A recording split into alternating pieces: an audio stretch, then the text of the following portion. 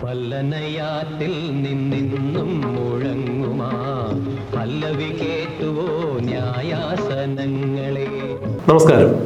മലയാളത്തിലെ ഇരട്ട സംഗീതജ്ഞരായിരുന്ന ജയവിജയ സഹോദരന്മാരിൽ ജയൻ മാസ്റ്റർ അന്തരിച്ചു. അദ്ദേഹത്തിൻ്റെ ഇരട്ട സഹോദരനായ വിജയൻ 80കളിൽ അദ്ദേഹത്തെ വിട്ടുപിരിഞ്ഞിട്ടുണ്ടായിരുന്നു.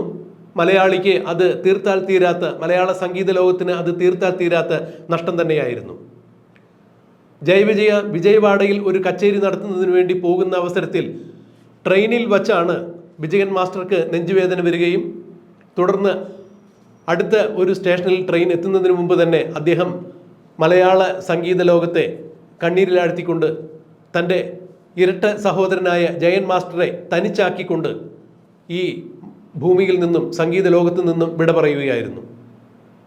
അതിനുശേഷം നാളിന്നോളം തൻ്റെ സംഗീത വീഥിയിൽ, തൻ്റെ സംഗീത സേവനങ്ങളിൽ ജയവിജയ എന്ന മുദ്രയോടുകൂടി തന്നെയാണ് ജയൻ മാസ്റ്റർ ഓരോരോ ജോലികളും തീർത്തിരുന്നത്. അദ്ദേഹം സംഗീത സംവിധാനം നിർവഹിച്ച എല്ലാ ഗാനങ്ങളുടെ ടൈറ്റിലും രേഖപ്പെടുത്തിയിരുന്നത് ജയവിജയ, ബ്രാക്കറ്റിൽ മാത്രമാണ് ജയൻ എന്ന് പേര് നൽകിയിരുന്നത്. തൻ്റെ ശരീരത്തിൻ്റെ ഭാഗം തന്നെയായിരുന്നു വിജയൻ എന്നാണ് ജയൻ മാസ്റ്റർ എപ്പോഴും അനുസ്മരിക്കാറുള്ളത്. വിജയൻ തന്നെ വിട്ടുപോയി കഴിഞ്ഞപ്പോൾ ഇനി ഒരിക്കലും തനിക്ക് സംഗീതത്തിലേക്ക് ഒരു തിരിച്ചു വരവില്ല എന്ന് തന്നെയാണ് ജയൻ മാസ്റ്റർ പലകുറി വേദനയോടുകൂടി പറഞ്ഞത്.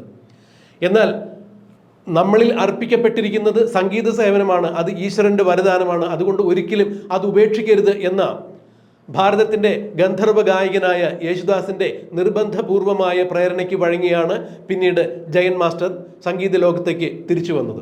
യേശുദാസിൻ്റെ നിർബന്ധത്തിന് വഴങ്ങി തരംഗിണിയിൽ നിന്നും ആദ്യം പുറത്തിറങ്ങിയത് മയിൽപീലി എന്ന ശ്രീകൃഷ്ണ ഭക്തിഗാനങ്ങളായിരുന്നു.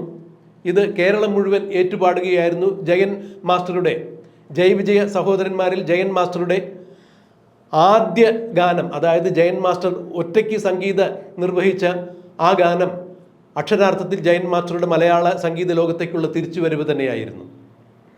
പിന്നീട് അദ്ദേഹം തൻ്റെ സംഗീത ജീവിതയാത്രയിൽ ഒരു ജൈത്രയാത്ര തന്നെ നടത്തുകയായിരുന്നു. സംഗീത സംവിധാന രംഗത്ത് ഭക്തിഗാന മേഖലയിൽ ഒരു നാദാശ്വമേധം തന്നെയാണ് ജയവിജയ നടത്തിയത്. യേശുദാസിൻ്റെ തരംഗിണിയിൽ നിന്നും അനവധി ഭക്തി സാന്ദ്രമായ ഗാനങ്ങൾ പിന്നീട് മലയാളിക്ക് കിട്ടി. മലയാളിയുടെ സംഗീത ശേഖരത്തിൽ അത് അമൂല്യമായ ഒരു മുതൽക്കൂട്ടായി മാറുകയുണ്ടായി. ഇന്നിപ്പോൾ ജയൻ മാസ്റ്റർ വിട പറഞ്ഞിരിക്കുന്ന സമയത്ത് 80കളിൽ തന്നെ വിട്ടുപിരിഞ്ഞ തൻ്റെ ഇരട്ട സഹോദരനായ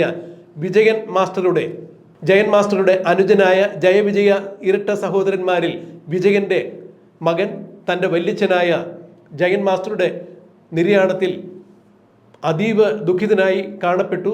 എങ്കിലും അദ്ദേഹം തൻ്റെ വലിയച്ഛൻ്റെ നിര്യാണത്തെക്കുറിച്ച് 2 വാക്ക് ക്രൈം ഓൺലൈനോട് സംസാരിക്കുകയുണ്ടായി. ഒരു വിഷുനാളിൽ തന്നെയാണ് തൻ്റെ അമ്മയും വിട പറഞ്ഞത്. ഇന്നിപ്പോൾ തൻ്റെ വല്യച്ഛനും ഏതാണ്ട് വിഷു കുറച്ച് കഴിഞ്ഞപ്പോൾ നഷ്ടമായിരിക്കുന്നു. തങ്ങൾക്ക് വ്യക്തിപരമായ വലിയ നഷ്ടം തന്നെയാണ് ഇത്. എങ്കിലും മലയാള സംഗീത ലോകത്തിന് സംഭവിച്ചിരിക്കുന്ന നഷ്ടം അതിഭീമമാണ് എന്ന് തന്നെയാണ് വിജയൻ മാസ്റ്ററുടെ മകനായ മഞ്ജുനാഥ് പറഞ്ഞത്. സംഗീത സംവിധായകൻ, ഗായകൻ എന്ന നിലയിലെല്ലാം മഞ്ജുനാഥ് കേരളത്തിൽ ശ്രദ്ധേയമായി കൊണ്ടിരിക്കുന്നു. മഞ്ജുനാഥ് തൻ്റെ വലിയച്ഛനായ ജയൻ മാസ്റ്ററെ കുറിച്ച് വളരെ വേദനയോടുകൂടി അനുസ്മരിക്കുന്നത് നമുക്കൊന്ന് കേൾക്കാം. നമസ്കാരം. എൻ്റെ അമ്മയും ഈ വിഷു ദിനത്തിൽ ഞങ്ങളെ വിട്ട് പോയിരുന്നു. ഇപ്പം അച്ഛയുടെ വിയോഗം എല്ലാം കൊണ്ടും ആകെ മനസ്സ് ഒരുപാട് തളർത്തി കളഞ്ഞ ദിവസങ്ങളാണത്. പിന്നെ സംഗീതം മരണമില്ല, രണ്ടുപേരും യാത്രയായി. ഇനിയിപ്പോൾ ഒരുമിച്ചുള്ള ഈ ഗാനങ്ങൾ അത്രേ പറയാനുള്ളൂ. കാത് കേൾക്കുന്ന മലയാളി ഉള്ള കാലം വരെ ജയൻ മാസ്റ്റർക്ക് മരണമില്ല, ജയവിജയ്ക്ക് മരണമില്ല.